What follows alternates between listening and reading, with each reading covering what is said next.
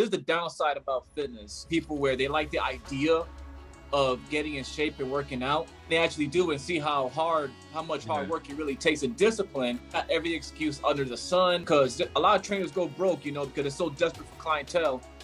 They kind of fall off. I'm also a prior service veteran for those who are curious, because it's going to tie into the story. And PT, because our missions would be so long. Water Buffalo TM is back with another Buff Talk. 3, 2, 1. Hey, what's going on, guys? It is Oldschoolmatt here. We are back with another Buff Talk Live, and today we are joined by a friend of mine by the name of RedPillRican. RedPillRican and I do some content on the side regarding the Red Pill community. If you guys aren't aware of that, make sure to go check us out. We have a page called Red Pill Latinos. But aside from that, me and Red have talked on multiple occasions about working out and training, and that's something that he posts a lot on his page and talks about a lot on his content. So I said, why not have him on a Buff Talk Live, talk to him about his experience with personal training, fitness, and all of the above. So without further ado, welcome RedPillRican to the show. What's up, man? Thanks for having me on, Matt.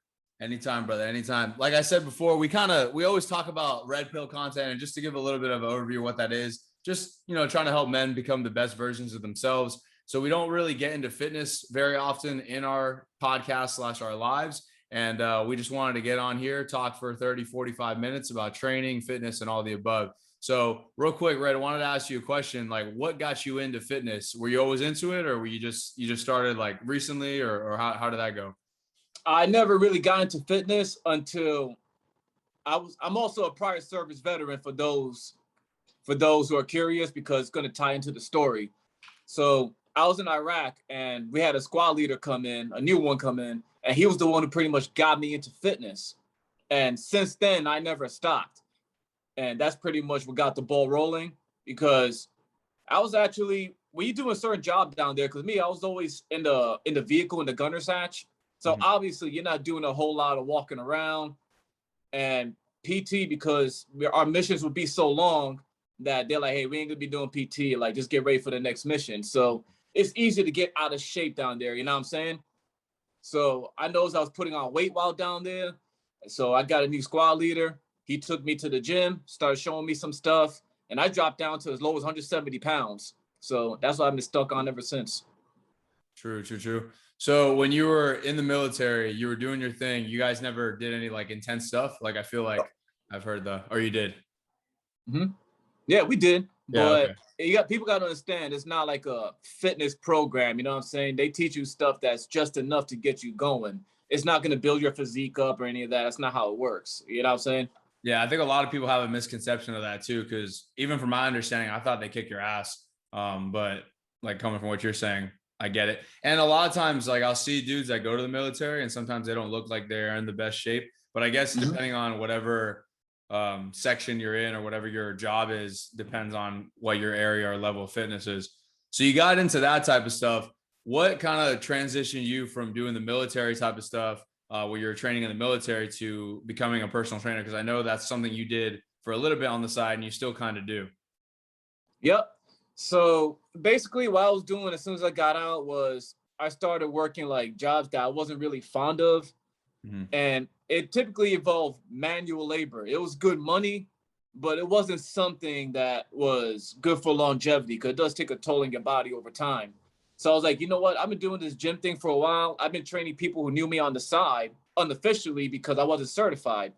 So I was like, you know what? Why don't I just go ahead, get certified, get some credentials, and then get my life started with that. You know what I'm saying? And I've been getting people since then. I started working for a gym in 2019, and I branched off, and then I just started working for myself. That's what's up. What certifications did you get? I had ISSA, and I went for NASM, and now I have a degree. Okay, cool. Yeah, no, I've done NASM. NASM is what I'm familiar with. When you do the different stuff with your clients and whatnot, when you first started, was it something that you enjoyed doing, or is it something you like to do as you started to do it more? You know what I mean? Like, do you like it off rip, or? It starts off pretty fun, but when you realize you get a lot of people, there's the downside about fitness, being a trainer, is that you get a lot of people where they like the idea of getting in shape and working out. But then when they actually do and see how much hard work it really takes and discipline, they kind of fall off. And then it's like, hey, this ain't for me. They got every excuse under the sun. Definitely. And it's like, so one of the things I do to make sure someone is serious is that I hit their legs hard. And people hate training legs. Yeah. So, hey, if you can handle a leg workout with me and stay consistent beyond that, okay, more than likely you're good to go. So that's how I started, kind of like a process of elimination. For sure. No, I feel you. And I think, and this is probably something we'll talk about later too, I think training from what I've done, I haven't really done that much training. I've helped a lot of people more like coaching wise, like online diet and whatnot, and like writing them workout programs. The in-person training, I've done maybe, 20 sessions, 25 sessions with people that I know and whatnot. And I've trained with probably thousands of people at this point. I've trained with everybody. But the biggest thing from what I found when you're working with somebody like that is it's like almost 50% being their coach / trainer, and then like 50% almost like being their therapist. I don't know if you've come across this too, because you get like a connection with that type of person and you're communicating on a daily basis, if not like an hourly basis, because they want to ask you a bunch of questions, and you start to become almost like a friend for them. They start to like you for that rather than the actual training itself. I don't know if you've come across that before. Yep, and that's the best way of keeping your clients is that you don't want to look at them as just income. You got to understand, like, you got to build a rapport with them as well. Like, get to know them. Go ahead, they got any issue, go ahead and ask them, like, hey, what's up? Go ahead and shoot the breeze with them every now and then. Shoot them a text, like shoot them a funny meme or something like that. Like, hey, this reminds me of you or something like that. You know what I'm saying? Like, actually try to build some type of relationship with them. Don't just keep on a business level. Like, some of my clients invite me to barbecues, for example. You know what I'm saying? Definitely. So, no, I think that's a big thing. And I feel like that's why maybe a lot of trainers don't really keep up with because a lot of people think they're going to go into like personal training and coaching and stuff, and just like a bunch of people are going to come to them. And that will happen if you have like a huge following on social media and people just want to be with you because of who you are. But if you're just some regular person, I'm not just saying me and you are like regular people, but we're not like super internet famous or anything like that. So we're going to have to want to build a relationship with the person that we're training or coaching or taking under our wing, because they don't want to necessarily, they can go to anybody. We're just the person that they decided to pick, for example. But when you build that relationship with them, they start to get attached, almost like a relationship in a sense. You're seeing them pretty much, let's say 4 times a week. And you're seeing them for up to 2 hours each time. That's like 8 hours of their week they're spending with you, and then the texting and the back and forth. So it almost becomes like a relationship / friendship. And that's a great way to make sure that you as a trainer, you as somebody who wants to take somebody under your wing, continues to keep those people coming in on a business level, because obviously you want to keep bringing income in, but also on a relationship level. That way they could tell their friends, their people, refer them to you. It's like, breaking it down at the end of the day, it's just like doing business. But I feel like a lot of people don't realize that, because they just think it's going to be, okay, I'm just going to train this person, I'm going to tell them what to do, and they're going to follow it. Like you were saying before, a lot of times people don't have what it takes to follow your workout routine. And whether you want to kind of like take them and see if they're worthy of your time and kind of push them to the side if they're not serious, or if you want to like develop a workout program that will work for them, that's going to be up to you. But what I've found when I've helped people is that my way a lot of times is in my opinion, the best way and the most efficient way, but for them, it might not be the best way. So you have to tweak that, obviously. Yeah, you're right. And I'm glad you brought that up about networking, because when you go ahead and you build relationships with these people, they also mention your name. Like, hey, you're looking for a trainer, try out so-and-so. This is how you build up clientele without having to personally advertise yourself. So believe it or not, a lot of trainers ain't going to make it, because it is a grind to get people, to come see you. But the most effective way for any of you who are planning on making this a career is that make your own business cards. I think United States Postal Service prints them out for like $20. I think that's it. I think it's like 100, 150 cards. Mm-hmm. That's the best way of advertising yourself is flyers and cards, and put them places that are relevant. More effective than TV commercials, by the way. I made a post about that a while ago. So, and networking, because one of the guys that I used to work for, most of his clientele were people that he knew, and then just word spread. Like, they told their cousins, their friends, and plus he lived in the area for a while. So he literally doesn't have to do much to advertise. And he makes some pretty good money just doing group sessions. That's it. Working maybe 5 hours a day, Monday through Friday, maybe Saturday if he chooses. So it could be a very lucrative career if you actually got that going for you. But like you said, unless you're super famous on the internet, it's gonna be hard to like reach that level. You know what I'm saying? Definitely. I think it's a good segue, like career or job for anyone who's trying to do other things in life and they want something to do that make them feel fulfilled. I don't think it's for everybody. Like we were saying, like probably 1 out of every 100 trainers will make it their career for the rest of their life. Yeah. Because there's a cap to where you're gonna stop making money. You know what I mean? You're not gonna be able to, unless like you are, like we were saying, unless you're some internet celebrity, you're not gonna be able to necessarily charge the outrageous rates that will make you a lot of money. Which is like I've seen some people charge up to $300 an hour trainer, and to the average person that just doesn't make any sense. I think a good sweet spot is anywhere between 25 and $50 an hour. That's like reasonable for most people. If you want to go for a higher clientele, obviously like $75, $100 an hour is good. But I mean, to be realistic, like how much are you getting from working out with somebody in an hour? I personally don't think that it's worth anything above like $150. That's like pushing it as well. You know what I mean? You see, I agree with what you're saying, but at the same time, you could tell when someone is serious by how much money they're willing to spend. You know, so if you're charging, like you said, $100 an hour and they're willing to pay it, okay, this person definitely is serious about training. You know what I'm saying? Because my prices are fairly reasonable, and I have people have the audacity to complain about how that's steep. I'm like, it's not steep. If you look at the average price of training, even in my area, you know, for the cost of living, it's still around $50 an hour. I charge around 40. So it's like what I'm charging you guys is not steep at all. And these are people coming from all over, you know, because I got a pretty decent following on Instagram. So, and where I'm living, where I live right now, the cost of living is fairly cheap. So I'm pretty sure what I'm charging is relatively cheap compared to where they're living. It's just that some people, you know, they think they're entitled to knowledge and expertise for free. And it's like, that's not how it works, you know, because we're not just, it's not just a program. You're getting education, you know, you're getting education, you're getting the motivation that'll push you past the point to where otherwise you would have stopped. You get a nutritional guidance, you know, you get an organization and structure. Definitely.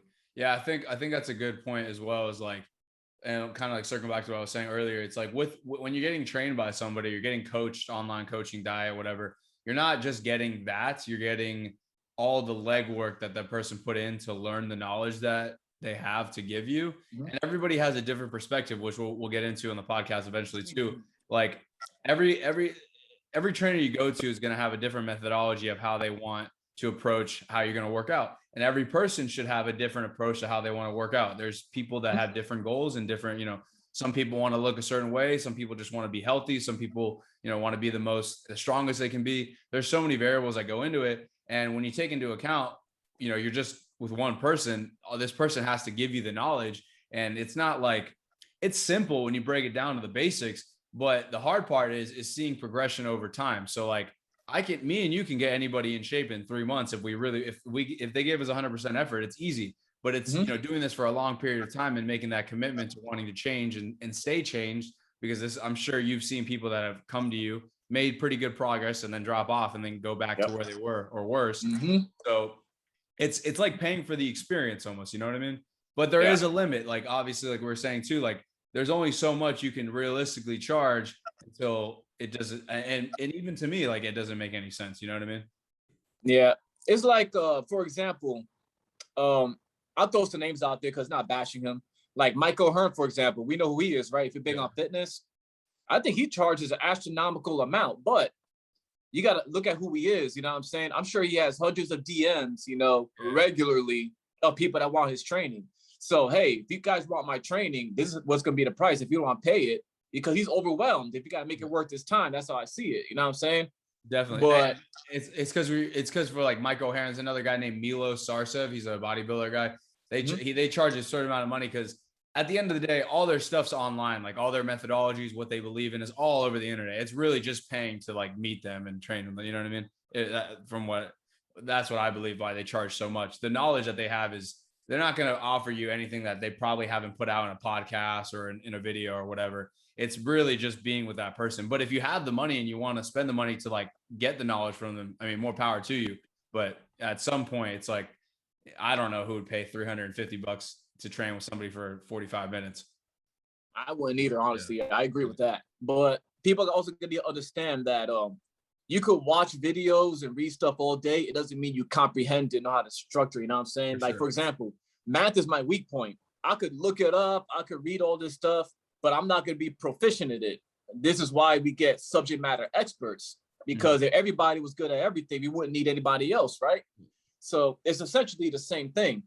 But it's like I said, it all comes down to how bad some people want it. If you know you're charging a fairly reasonable price and they're complaining about it, don't do them any favors. Be like, all right, well, I hope everything works out for you. You know what I'm saying? Like, that's something I recommend for trainers. Do not shortchange yourselves. Charge what you know you're worth. You know what I'm saying? Because a lot of trainers go broke, you know, because they're so desperate for clientele that they'll drop prices down to as much as $15 an hour. Like, that's it. Like, that's nothing. Like, you need to charge what you're worth. Yeah, definitely. And the more that you know, and the more that you're able to apply it to people, the more your worth is going to go up, of course. But I wanted to transition real quick to talk about some things that you found have been hard on your clients. And I'll kind of go in because I don't actively train anybody or coach anybody at the moment. I have the training programs that we offer for the business, and we're like restructuring them to offer them for different aspects of fitness, so powerlifting, bodybuilding, boxing. That's like one of our next products we're going to come out with. But you, as somebody do you still have active clients, or you said you have a couple? Yeah, I used to have a bunch of clients, but I had to start letting them go because I got other stuff going on. There was no way I was gonna be able to handle all of them. Yeah, for sure. But anyways, even people in the past, and I'll interject with some people that I've worked with in the past. Like, what are some of the common excuses or kind of like downfalls that people have, and what do you do to overcome those things? The common thing I hear from people, well, actually, not even hear from them at all, is that they just stop responding.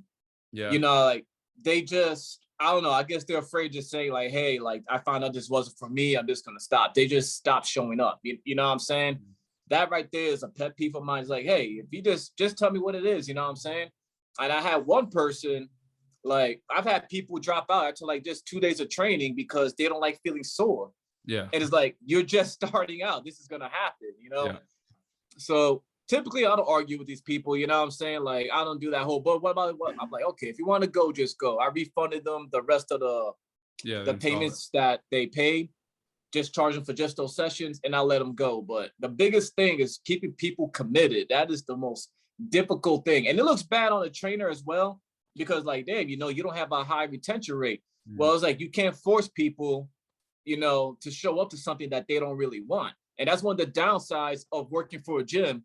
For those of you that are, I mean, working for a gym, I'm going to sidetrack a little bit. Working for a gym has its perks in that it gives you the experience, you know what I'm saying?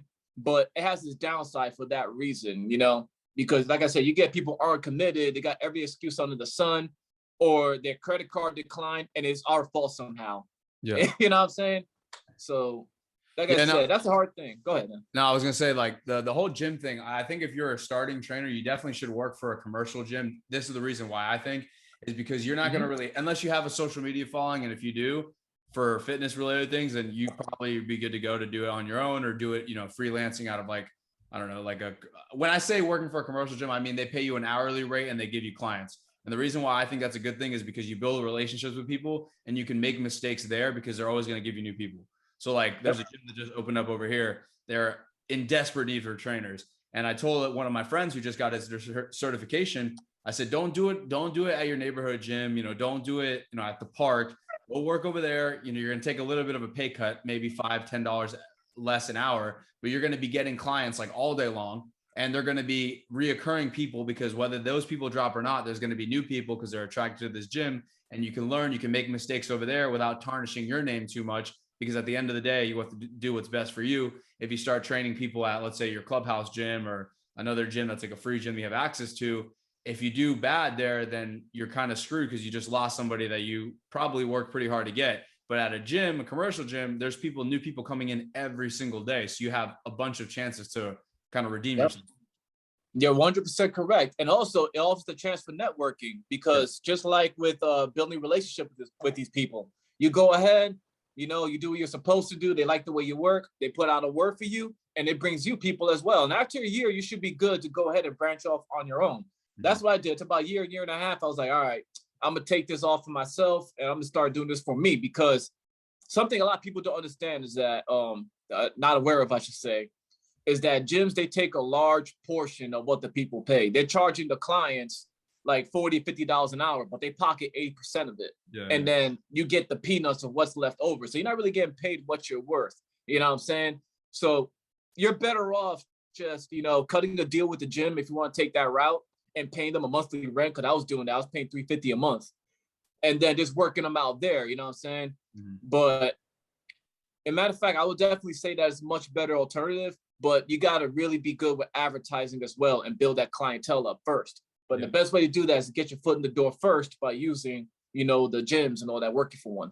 Yeah, you leverage the gyms because they have this new gym over here and where we're from, just as an example, has like 5,000 new members. So wow. Yeah, like 1% of them or 10% of them are probably going to want to do some sort of training. That's 500 people split between fucking, let's say 6 or 7 trainers. That's like 100 people, roughly 80 to 100 people that are going to be fed your way. Let's just say they take 10% of the whole membership pool. And then that's just the people who first signed up. They have so much money to advertise themselves, social media marketing, fucking billboards, all the other stuff. So they do that for you. You work for them for a little bit. Like we said, kind of build your self-esteem, because if you think you're good with people, it's really awkward, because I've done it before, to meet someone you've never met before and go through an entire workout, because you don't even know who they are. You don't know like what they don't like, what injuries they have, if they're a shy person, if they're not. So like, make these mistakes on behalf of the gym you're working at. Don't do it on your own, because if you do it on your own, it's going to be harder to redeem yourself, because your clients you're probably getting are probably a smaller pool versus at the gym. Like I was saying, you get so many more people, and I'm sure you've seen it too, Red, that there's just always new people coming into a gym. Maybe not like crazy, but it's more than what would be if you just did it, let's just say at a park or something like that. Yeah, definitely. And that's another thing about the injuries, that something I noticed is that a lot of these online trainers, they don't have the credentials, and they're offering workouts that are not congruent with what the person needs. For example, you don't give someone who had knee replacement surgery heavy lunges, heavy weighted lunges. You know what I'm saying? That person needs to re-educate the muscles around that area before they even start doing that. You know what I'm saying? And this guy was charging like $500 just for programming. Yeah. So this is what I'm saying. So I'll highly advise you guys, don't be that type of guy. All right. But you only learn that stuff when you work with a gym, because they'll provide you the paperwork of what you need to look for. And they actually taught us that for the degree that I got, the risk assessments. Do they have any kind of heart conditions, any kind of previous surgeries? Are they on medications, diabetic? All that stuff matters, because, for example, diabetics, you're not going to want them to do any type of plyometrics. All right. People who have multiple sclerosis, you don't want to train them at the hottest point of the day. You know what I'm saying? There's a lot of factors that come in that people don't take into consideration. Definitely. So you'll learn this stuff when you get the credentials and work for a gym of what to look for. Definitely. And also like people's goals too. When I train people, I never trained anybody who was like elderly or anybody who had any sort of conditions. And that's if or when Water Buffalo gets its own facility, I'm looking more into doing stuff with people that are in the intermediate phases and want to take it to the next level. But aside from that, you have to, even if you're working with a 40-year-old mom versus like a 15-year-old kid, obviously the workout programs are going to be like incredibly different versus somebody who's like 80 years old that just wants to go and get active. Obviously they're going to be like night and day difference, not even resemble close to what they are. But when you do these type of things, you have to also understand that you have to take into account what the person's age is, their health and whatever, but also what their goals are. You know what I mean? You're not going to like murder somebody who if someone comes in and says, hey, listen, man, like my job is paying for me to get in shape. I don't really like working out. I just want to stay healthy. You're not going to work them out like a maniac, so they never come back. You know what I mean? You have to kind of gauge who you're working with and their motivation. Not saying you shouldn't push the people you're training or coaching or whatever, but there's always some sort of factor that's going to play into this whole equation when you look at people's personalities. Men versus women, old versus young, you know what I mean? Yeah, you're right. Because especially with the elderly, they're also at risk for osteoporosis. So that means you want them to do more weight-bearing exercises so they can build that bone density. Yeah. And like you said, they want to be functional. Give them a lot of balance training, basic everyday stuff, like have them do box squats, like that's something as simple as getting up from the chair, Have them work their lower back, do stuff like like good mornings, stuff that they're capable of doing. Don't give people with scoliosis heavy exercises with weight over their head, because now you're compressing their spine. Kids, don't give them heavy exercises because they're growth plates, have them go for high reps, people got to take into consideration. No, I 100% agree. And like where you're just saying, like, you're not going to, some 48-year-old lady, you're not going to have her, max out on deadlifts the second week that you're working out. You know what I mean? That's just not her goals. And you're just putting her at a higher risk, where you can use like machines and different, supersets and whatnot to kind of get the same type of activation, probably burn more calories. And that's a lot of people, in my opinion, they're not specified in their training, but they want to be specified. So let's say there's a power lifter type of guy who's going into training at a commercial gym, and he's getting these people to do all these like powerlifting movements, like these heavy benches, heavy squats, whatever, heavy shoulder press, because he feels like that's the only way that will get anybody in shape, and he thinks it's the most effective way. But it's kind of dumb, you know what I mean? Like there's so many ways to achieve a goal in terms of fitness. There's so many different ways you can do one thing. Like I can go into the gym and train chest like 6 different ways and pretty much get a similar result in terms of how sore I am, how effective my workout is. It's just using these with other people. You have to see their personality and you have to see what their goals are. And like you were saying with the younger kids, a lot of people don't say that lifting weights might stunt your growth, like heavy weights. I'm somebody who believes that it potentially could. I'm not saying it will, but why like do something like that this was coming from somebody who lifted weights since he was 13 years old. I used to squat fucking 300 pounds when I was 15 years old. And was that the smartest move? Did that stunt my growth? I don't know, maybe, but why would you put this risk factor for somebody, even if it was like a 5% or 10% chance that it could happen, when you could do something different and it gets the same result essentially? Exactly. It's like sometimes I get clients that want to do stuff like cleaning presses, you know what I'm saying? Yeah. And they work at somewhere like a manager at a restaurant or a call center. It's like stuff like that is for athletes, who need that type of training. And even Olympic level athletes who, spend years perfecting these moves, they still get hurt doing it. I mean, I could train you how to do it and I could do them myself. I got videos showing that, but it's like, you don't have the need to do that. So why would you take that risk if it's not necessary? They're paying customers. So if that's really what they want, I'll give them that. They want to get to that level, but I emphasize that. Are you sure that's what you really want because of this risk factor? So a lot of people see stuff on social media and they think that it's cool. And it's good. It's all fun and games. Like at the end of the day, the gym should be fun. The gym should be something where you enjoy yourself. Obviously, the main goal of going to the gym should probably, for people out there that haven't gone, is to be healthy and to, relax yourself. And there's a bunch of benefits of going to the gym. But if they see something they like, you should want to work up to doing that. Like, let's say someone's like, hey man, I really want to bench a lot of weight now. Like I've been seeing it online. I'm getting into the gym.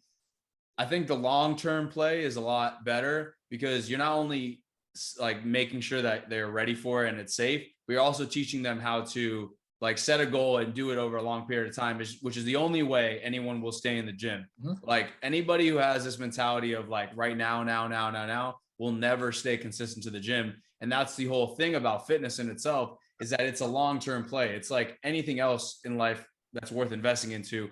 You can try to play the short-term stuff, but more than likely 9 out of 10 people that do these crazy diets, like, these fucking ridiculous fasts and like crazy cardio, working out 4 hours a day, in 3 months will never step foot into a gym ever again. Yep. So. And that's a common rookie mistake. People want to go in, they want to throw as much weight as they can, the bench press. And it's like, that's not how you start off. You know what I'm saying? You need to strengthen your core. You need to get your muscles used to the movement first. Start off with core and balance training before you get up to that. Start off with muscle endurance. It helps prevent injury and it makes your muscles tougher. So a lot of these people, they go into it and they get hurt, and it's now look at you. You know what I'm saying? Like, you need to build yourself up to it. But a lot of these people, when you to go ahead and describe that to them, they don't want to follow that program because it's too slow paced, even though that's exactly what they need. Yeah, they get bored. A lot of times they get bored. I have a lot of people reach out to me like, hey man, listen, like I'm not feeling good. I want to lose weight. And like, this is back when I was like probably 18 or 19 years old. And I wouldn't, and as much as I want to help everybody for free, like me and you both know, we got a lot of shit going on. I have a business run. I also work a full-time job and go to school, and you have all your other stuff that you have going on the back end of your stuff. So I like to help people as much as I can, but if someone reaches out to me, is like, hey man, I really want to lose weight, never worked out a day in my life, I'll tell them for the first 3 weeks, don't touch a weight, go for a walk like 3 days a week for the first week, stop smoking, stop drinking, and try to clean up your diet. Not even like, don't even worry about macros or none of that. Just clean it up. If you're eating chips, throw the chips away. And 9 out of 10 people who I tell to do this will never hit me up again because they probably can't even do the basics. And I think that's really important because if you set yourself up with little goals, you end up achieving your big goals. If you go in there saying, hey man, I want to lose weight. And I tell you, all right, bro, you're going to do no carbs. You're going to do 45 minutes of cardio. We're going to put you on a 6-day-a-week training program, chest and back, shoulders and arms, legs, repeat. They're going to do it for like 2 or 3 weeks, maybe a month, maybe a month and a half. And 1 out of maybe 100 will stick with that. The rest are going to be too tired out, too burnt out, and they're going to bounce. Yep. And that's the hard thing about personal training. That's why I'm saying, if you're going to get into training, make sure you have additional skills and education on the side because of that reason. It's such a high attrition rate because when they see how much hard work it is, a lot of them not going to want to come back. You know what I'm saying? So like you said, for example, an obese individual, I don't think they realize how high of a risk they are for like heart attacks. I mean, because of the structure alone, their heart is already, almost worked to the max. So to go ahead and give them some intense training is like, you want to die? Yeah. I mean, I don't think that's what you want. You need to take it slow, do slow cutbacks. If you drink 2 bottles of 20-ounce sodas a day, cut back to just 1, slow cutbacks. If you eat junk food 3 times a day, cut it back to 2, you know what I'm saying? Drink more water. But they don't want to take these slow steps. They want now. Yeah, it's like, no, think the long game. You'll notice a difference within a month. You'll start feeling better. Within 2 to 3 months, you'll start seeing some physical changes. Yeah, within like 2 or 3 weeks, just like you say, you'll start feeling better. And then within 3 months, if you do it properly, you'll see some tremendous physical changes. And the good thing about it, and this is like, I guess the hard part of the equation is how do you get somebody to stick to a workout routine that's slow at first and get them to stick through that slow phase to after, I mean, I'm sure you've seen it. I've seen it personally. I've seen it in other people. Like after that, like, 1 or 2 months of like working at it, the next like almost up to a year is like crazy if they do it right. You know what I mean? Like the changes are insane. 6 months later, if someone starts working out, their body, if they do it properly, their body will fucking be like night and day. And they don't even have to go, crazy with what they're doing. They could just do the basics and you'll see a tremendous change. Exactly. There's a thing that people are not aware of. It's called, well, I can't remember the technical name for it, but I'm sure you've heard of it. It's called Newbie Gains, where your body's not used to this stuff. So you're going to change very quickly. So I always emphasize that to people who are just starting off to encourage them, like letting them know, like, hey, when you start off, you're going to see results very quickly as opposed to someone who's been training this for years. Like there's a thing called, actually, it's harder to stay motivated the longer you train because for guys like us, we already hit the point where it's called the principles of diminished returns, where you can be training for 2 years and not look too different because your body is so accustomed to the training already that it's going to be very hard. Like imagine when you first start off, this is the bar, right? Your gains increase like this, but as the years continue, it just, your body's getting used to that punishment, it's getting used to, you know what I'm saying? It actually becomes harder the longer you work. But by that point, you should already be happy with the way you look and striving for other goals. Like, okay, I'm already big and strong. Maybe I should try to work on muscle endurance or cardio. Maybe I should try to be good at athletic level. Like I see you work with boxing, you know what I'm saying? Exactly. You're seeking new challenges, but you're conditioned to where you can make that transition. 100%. No, I definitely agree. I mean, it depends on your genetics, obviously. Like if you have really good genetics for muscles, for building muscle, you probably will always see some sort of gains. But yeah, around like the 3rd or 4th year, your gains will tremendously like stop. But at that point, it's not hard to maintain what you have. It's not. It's harder to gain and you have to put more energy into trying to gain muscle. But at that point, you can almost, and I don't mean to say this in like a bad way, but you can almost chill out a little bit. You don't have to do and work, like try to go crazy. Because even if you do, you're not going to see the same results as if you, in year 1 or 2. But yeah, no, that's something I preach too, is that if you're not trying to be like a professional bodybuilder, a professional boxer, or a professional power lifter, you should try doing these things in all their respective areas. Like if you've been bodybuilding training, like, focusing on building muscle, getting lean for like 3 years and you're getting bored of it, try strength training for a little while, try for like a year and a half, obviously be careful and learn about it, but it keeps your mind like thinking about things. So I used to box when I was in high school a lot. And then I kind of dropped it off just because I didn't really have the time and I didn't have a gym that had any bags. But when I went to school, I started going to a gym around my sophomore year of college. So like a couple years after I stopped boxing, I started boxing again, and did it for a little while, dropped it off, and then now I have stuff in my house where I can box. So now I got back into it like the last couple months, and it's fun because like you take one principle of fitness, which is like, okay, I know that I'm supposed to do chest, back, shoulders, legs, arms, and then I take 2 days off or whatever it might be. And then now you're doing like, okay, so today I'm going to be doing chest, triceps, and shoulders, and I'm going to box on Tuesday. And then on Wednesday, I'm going to do legs. And on Thursday, I'm going to do my cardio day. So you change up the whole routine. It's still the same principles. You're still hitting the muscle groups. You're still getting your workout in, but now you have new challenges to hit. Maybe you can only run 6 miles before in one sitting. And at the end of this training phase or the end of this year or 2 years, however long the period is, now you can run, let's say 10 miles. And now you can hit the bag for up to 5 minutes without feeling tired. And you still will keep your gains if you're still training the muscle groups, but now you added a new skill onto what you're doing. Before I started the powerlifting stuff, I never lifted heavy because I had a little bit of an injury. I gave it some time to heal, and I never thought I'd deadlift close to 600 pounds. And now, within a couple months of just doing things properly and building off the principles I've built over the past, 8 years I've been working out, it comes pretty easy. So, yep. And that's another thing about the good thing about fitness is that you can get away with a lot. Like, for example, I broke my right leg, my right femur a few years ago, May 2012. And I was stuck in the bed for like 2 weeks. So I couldn't do nothing, mind you. See, I lost weight. Most people would have gained weight because they're not fit. They didn't take care of themselves. But me, I actually lost weight. Yeah. Now, the bad thing is that it was muscle mass, obviously, because when I started hitting the gym again, I got weaker. I couldn't do the same weight. But that's a good thing in a way because you get that back quickly. Your muscles just don't go away like that. Even if you lose it, it's a thing called muscle memory. You'll get that right back. 100%. But and like you said about injuries, you see, that's another thing with me. I can't lift heavy no more, at least for the chest, because I tore a tendon. I know I did because all this was bruised, like all that internal bleeding. I didn't get a MRI done to 4 months later. They said there's nothing wrong. By then, it was already healed. Yeah. It never healed right. I get sharp stabbing pains, but there's also why I say you guys need to know your limits as well. You know what I'm saying? So. Oh, yeah, 100%. Like the training that I do is probably not for everybody just because I've like kind of primed my body to be able to handle all this stuff. And I do like a lot of recovery stuff. Make sure I take all the right supplements. I eat pretty much like for fuel and I eat properly. I sleep properly. So there's a lot of factors that go into it. People are watching out there. I'm not trying to tell them to try to do what I do or even above what I do. I'm not trying to say I'm not like a high pedestal, but like even little things, like even if you've never ran a day in your life before and you want to start jogging because you went to the park with your boys and you ran out of breath halfway down the football field, like that's a goal you could probably reach in like 6 months. You know what I mean? But going back to injuries, that's something I wanted to hit on too. We can kind of tie the personal training stuff into it, but also just, personal stuff.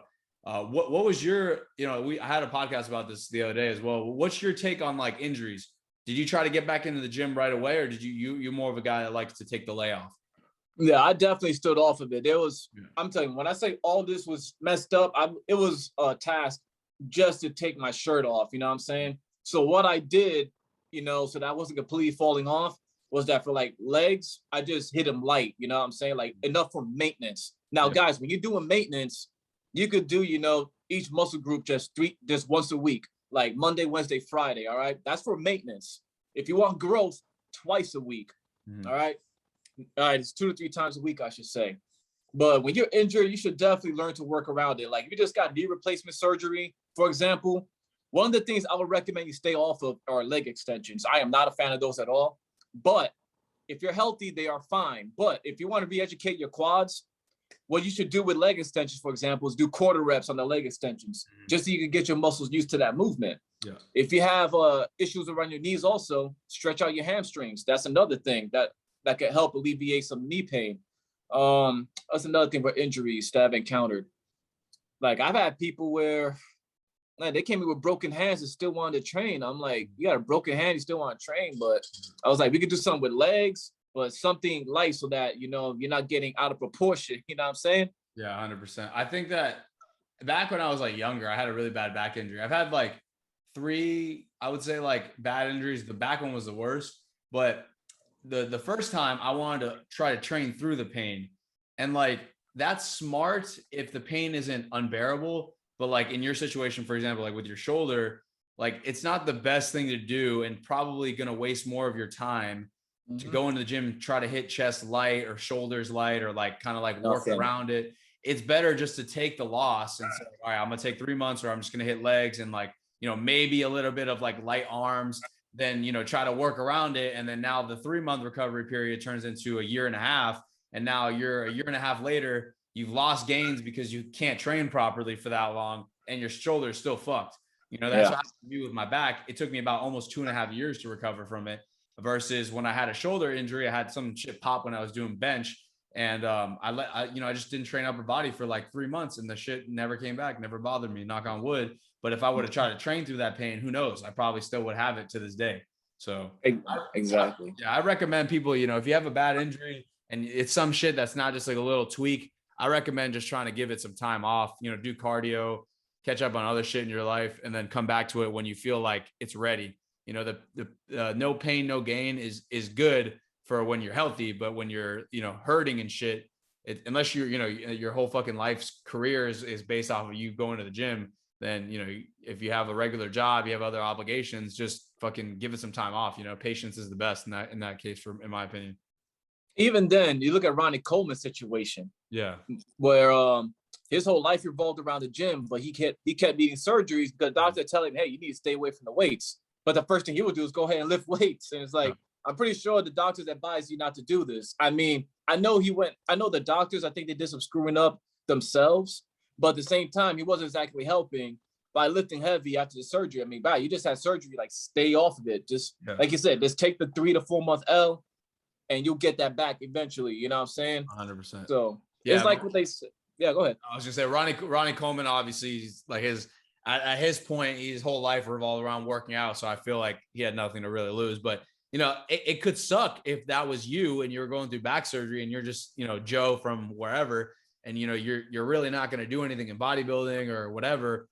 And you just like going to the gym, and now you have to live the rest of your life in a wheelchair because you're too stubborn to just fucking take 3 or 4 months off. Ronnie Coleman, you know, he's already established. He's the best bodybuilder in the world. So for him, it's not that big of a deal. I mean, it probably still sucks, but, you know, just imagine. I've seen guys, you know, like to this day, some of my boys, they have injuries from like high school, and we're like well out of high school. You know what I mean? It's because they never lay off. They're always like, oh, my damn shoulder, you know, all this stuff. And it's just like, fuck, man. Like if you would have tried to give yourself some time, you know, recover properly, maybe you wouldn't have that injury still. But who knows? Yeah.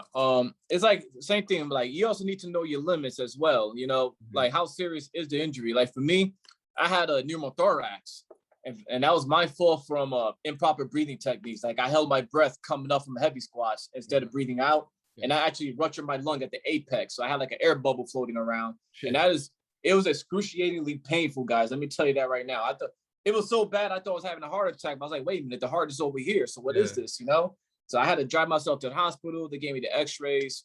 And that's when I found out that, hey, you know, you actually collapsed your lung or got pneumothorax. And I started doing cardio like a few days after that, but at a much slower pace. Because again, my right lung was screwed. You know what I'm saying? It's going to be forever weaker because now I got scar tissue, but you need to know your limits. And once I was gonna say, and like some people who push through the pain, they get through it and they're fine. But like what I've learned as I get older is like the more risky a situation is, the less likely I want to involve myself in that situation. Kind of like how we talk about on our lives with like, you know, women and whatnot, relationships. Like it could work out. Like you could be injured and you could just push through it and it could just go away. But like, why would you want to risk, you know, fucking yourself for a long time when you could just take, you know, a little bit of time off and then just hit it again? Because, you know, nowadays I'm 22 and I haven't had any injuries in like 2 years. And I hope that, you know, knock on wood, I don't have anything for forever. But I always try to make sure that, you know, if something's not feeling right, I'd rather just lay off. You know, like I'm not trying to be a professional, anything in terms of like the fitness industry, at least not right now. So I could take a couple of days off or a week off from the gym if it means that I'm going to be able to work out 95% of the rest of the year, you know? Yeah, it's like same deal, man. Because I'm 34, for those of you who don't know. So it gets to the point to where the older you get, the more you realize that longevity is more important. So I don't go for max anymore. I don't even go for strength so much anymore. I keep my rep ranges between 8 to 15, as I'm sure some of you've seen if you follow my Instagram, you know what I'm saying? It's for a reason.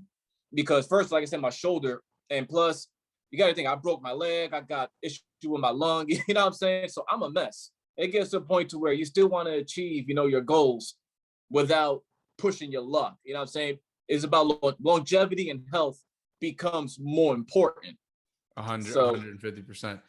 And yes, I wanted to ask you this question before we maybe have to wrap up the podcast. But what's like your training style? Because I think we train kind of differently, but I want to know what you train like. And I see sometimes on your post you have like your whole workout for the day.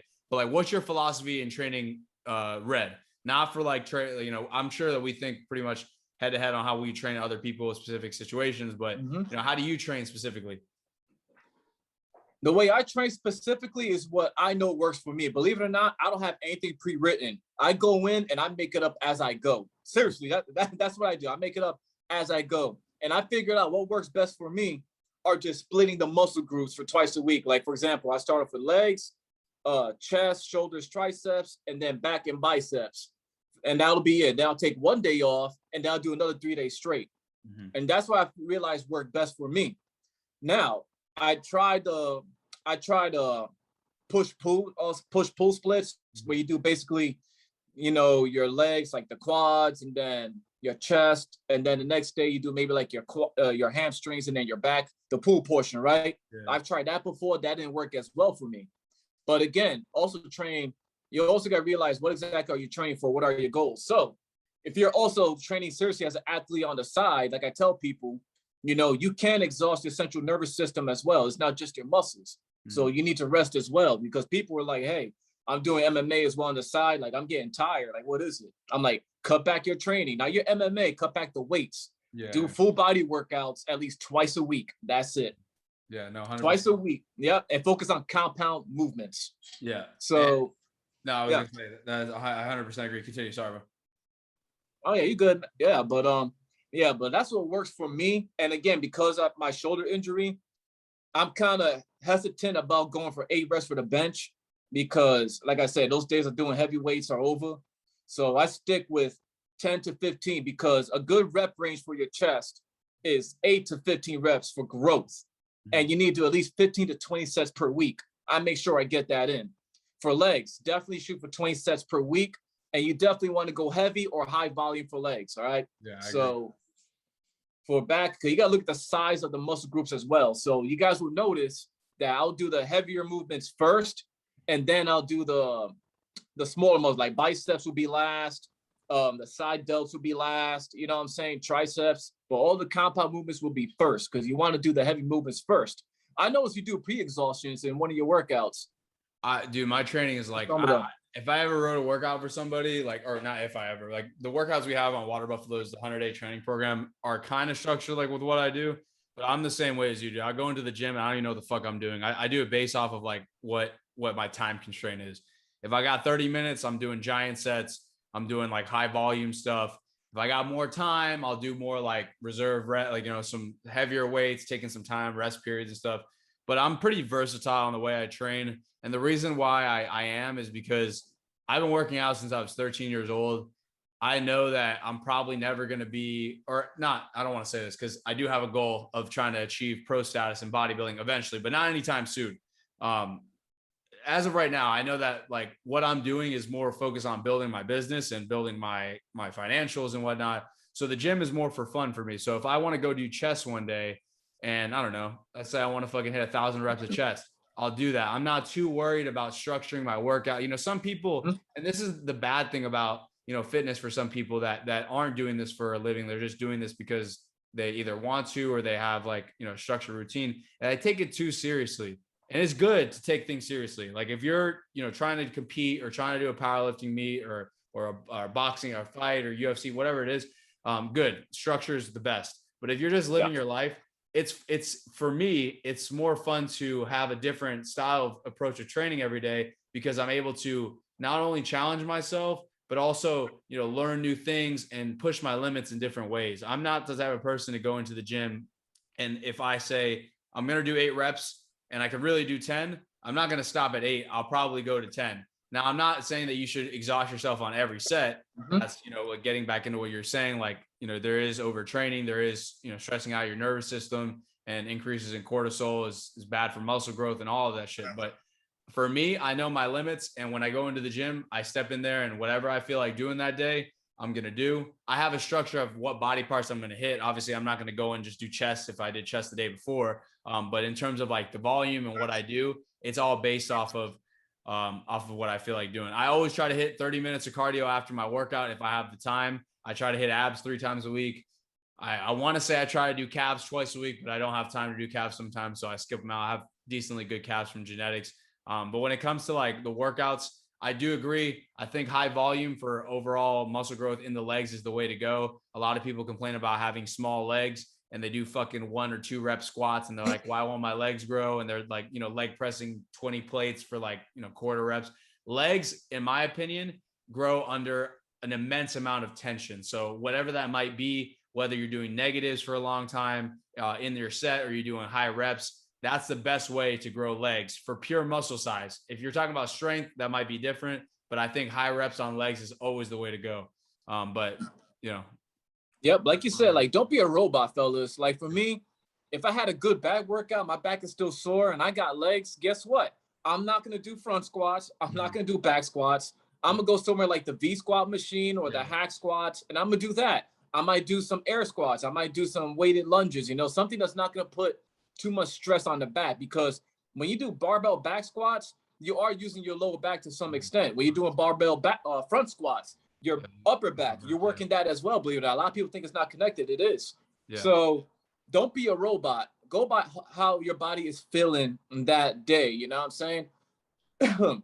So that's the biggest thing I know is I had to make adjustment with legs, because people don't understand that when you work your legs, it's almost like you're doing a full body workout as well, because you're still all your upper body, you still need that to stabilize the weight on top, So this is why I tell you guys, work your core as well. If you got a weak core, your squats are gonna suck. If you don't have good ankle mobility, that's when your heels come up off the ground, and that's dangerous for your knees. And you're gonna have a tendency to have that, your upper back is gonna start going forward, and that's not good for your lower back, But that's technicalities.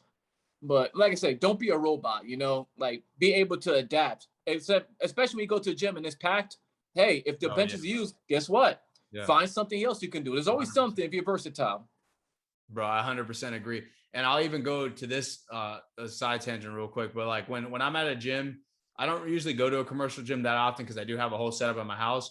But when I do go to the gym, if I see like the gym is kind of packed, I'm not one of these guys that are going to be like waiting 45 minutes for a squat rack because, there's 10 other people waiting. Or I'm also the type of guy that if, let's say I see a dude who doesn't really look like he's worked out that much and we're both trying to go for the same machine, I'll go do something else because I know that he probably really wants to use it. It'll probably be better for his workout if he does that machine. And I love that sometimes. I love that if I'm like, fuck, I'm going to go do pec flies. And then it's taken. I'm like, fuck, now it's a new challenge. All right, let's try to get the same activation with doing dumbbell flies. Or fuck, everything else is taken. Let me try to do some weighted dips, or let me see how many push-ups I can do. I'll close it out with push-ups, whatever it might be. You'd be surprised some of these little, supersets or circuits or whatever you end up doing can actually make your workout better than you thought they were going to be because you didn't expect it. There's a lot of guys that I know and that I train with that they fucking have panic attacks if their incline bench isn't open for the you know what I'm talking about? I don't know if you ever train with somebody like that, but they can't adapt. They'll wait 45 minutes to get the incline bench when I could have finished my entire workout and gone home if we just did something different. Yeah. And especially if you're one of those where you just have long days. Like me, I don't know exactly what your schedule's like, but me, I try to wake up at 4 a.m. so I can get my workout on before my day gets going. But I'd be so exhausted from the day that, I sleep past my alarm and I wake up, I'm like, fuck, I just lost at least half my training time. So what I got to do is to improvise, to compensate, is do either compound sets or supersets. Yeah. That way I'm still getting in my workout. Hey, I don't got time for cardio. Okay, I'm going to make this HIIT training now. Yeah. So I'm going to do some sprints. I'm going to get an intense workout. You know what I'm saying? But you see, a lot of this comes with knowledge at the same time. You know what I'm saying? A lot of people don't. You see, but this is also why I advise people who are new to get a coach for at least 3 to 4 months. So you can at least get the idea. You know what I'm saying? That's generally the recommended time. For at least 3 to 4 months, you could get understanding. Because again, as trainers, we're also educators. Yeah. So I could make these changes, you know, I could compensate for being a bum essentially. Like, hey, I lost my time, I could do this and that, you know. But yeah, no, yeah, some people get unmotivated. Like if they don't have the time, they'll be like, fuck, I should just not work out. But an excuse. yeah, it comes with, you know, expertise. And I was just gonna say that too. Like if you do feel like, you know, things are stressful for you, sometimes it is easier just to get a coach or a trainer. A lot of times it is, especially if you're a newbie. That way that they can make up these workouts for you. You don't really have to do the thinking. But like for someone like me and you, I can jump into a gym pretty much with 25 minutes and get an effective workout in. I just have to put my mind to it, and I have to make sure that I'm hitting it hard. You know, some people would rather just skip. You know, they say, fuck, I only have 30 minutes today. I always try to opt into making it work somehow, unless like it's impossible. You know, if I have 5 minutes, I'm not gonna be able to get a workout in. But if I have, you know, 35 minutes, for example, and I really wanted to hit a 2-hour leg day, I'm gonna be doing giant sets, supersets, you know, low rest periods, whatever it might be. But those are some of the best workouts, in my opinion. Sometimes the best workouts come with the unexpected workouts, because your body's not expecting what's going to happen. And, you know, I think as you get more into this whole fitness thing, you'll start to realize this. But like, again, like I said, I still have friends of mine, bro, that like, they're like, this is the only way. If I don't do this, you know, I recommend people open their mind and be willing to try new things in the gym, because you never know what you might really like. And it'll help you not only increase your ability to perform workloads in other areas, but also your brain capacity to adapt to new changes when moving your body around. Yeah. I think a good topic for next time is we should like break down about working legs or something like that. You know what I'm saying? Like, yeah, like something like that, in-depth working legs, then break it down to like chest, or like, you know what I'm saying? Like how to train them, like workouts. Yeah, I'm definitely down. We'll definitely get back on another podcast, but we'll wrap up for tonight. And really appreciate having you on the podcast. Without, you know, any other thing, anything else we have to say, you want to plug up your social media so people can give you a follow and check you out? Oh yeah, man. You want to check me out? Just go ahead. RedPillRican. You put that up. I got it on YouTube and on my Instagram. But most of my fitness stuff is on Instagram. I got a bunch of highlights. Talk about nutrition, your body types, training accordingly. I got my own workouts, what I do, that I post on a daily basis. But again, that's what works for me. So work around yourself, know yourself, you know what I'm saying?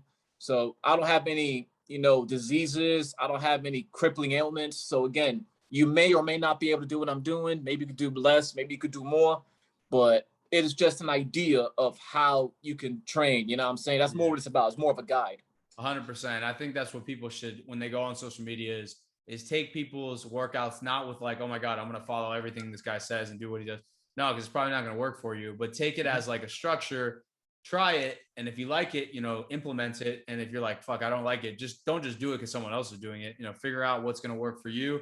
And then once you start feeling it and you start structuring that around, you know, whatever, either that's someone else's workout or something you found online, or even if you have a trainer, your workouts will get a lot better and you'll learn a lot more, you know. And like we were saying before, it all really has to do with time. The more time you spend in the fitness realm, the more you'll learn, the better you'll be, and the more you'll enjoy it for sure. You know, I've never met somebody who's worked out for like more than 2 years that hates working out. You know, the people that say they hate working out are the people that never work out. Once you get into it, you know what I mean? Once you get into it, I never see the same, you know, I've seen people at my local gym, they've been going there for years, and those people, they don't hate it. You know, after a certain amount of time, bro, I feel like you find something that you enjoy in terms of working out and you stick to it. Yep. And the most important thing, like we said, versatility, it keeps working out interesting. That way you're not doing the same thing. I think that's why a lot of people lose motivation, because it's the same thing. Yeah. Switch it up. You know what I'm saying? Yeah. Use every equipment there. So you can see what you like and what you don't like and what works. Yes, 100%. But without further ado, that is RedPillRican. That was another Buff Talk Live, guys. Thank you guys for tuning in. We appreciate it. I'm Old School Matt. We'll see you guys next time. Hey guys, thank you guys for checking out this video. Make sure to go check out all of our other podcasts, Buffalo Barbecues, our Buffalo Workouts, and also a slew of other things, including challenges and whatnot. So make sure to check out all of these different things. Thank you guys for watching. I am Old School Matt here, and this is Water Buffalo TM. Peace.